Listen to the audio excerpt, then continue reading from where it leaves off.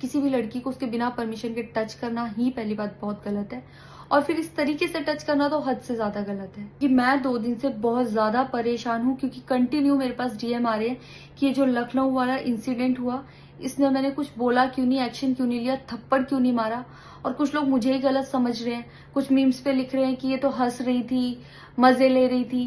कि पब्लिक में कोई मुझे ऐसे टच करके जाएगा, उसमें मुझे खुशी होगी, मुझे मजे आएंगे। सारी बात ये थी कि जब इनका सॉन्ग के लिए मेरे पास कॉल आया तो मैंने सारी चीजें क्लियर कर ली थी कि इसमें ऐसा वैसा कॉस्ट्यूम तो नहीं है, कोई डबल मीनिंग लाइन तो नहीं है, और इसमें ऐसा वैसा सीन तो नहीं है। और मैं शूट पर गई, शूट पे सब कुछ नॉर्मल था, मुझे कोई प्रॉब्लम नहीं हुई। जब इन्होंने मुझे लखनऊ के इवेंट के लिए बोला तो मैंने हाँ बोल दिया, क्योंकि मुझे शूट पर भी कोई प्रॉब्लम नहीं हुई थी। और जब मैं लखनऊ में गई, मैं स्टेज पर थी, मैं पब्लिक से बात कर रही थी, पवन सिंह जी ने मुझे बोला कि इधर कुछ लगा हुआ है। उसे थोड़ी देर पहले ही मेरी ड्रेस वो न्यू थी, साड़ी में नीचे टैग लगा रह गया था। तो मेरे दिमाग में आया कि शायद ब्लाउज का भी टैग लटक रहा होगा।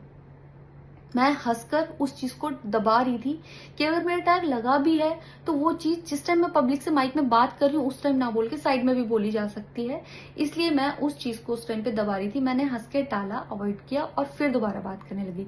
वो बोले नहीं कुछ लगा है, नहीं कुछ लगा है। तो मैंने कहा नहीं लगा, वो बोले लगा हुआ है।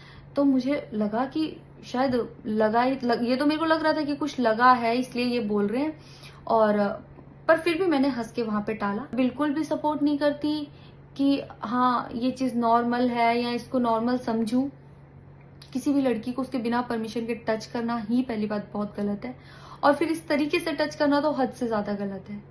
यही सेम चीज अगर हरियाणा में हुई होती ना तो मुझे जवाब देने की जरूरत नहीं पड़ती, यहाँ की पब्लिक अपने आप जवाब दे देती, यहाँ की ऑडियंस फुल सपोर्ट करती और जवाब देती।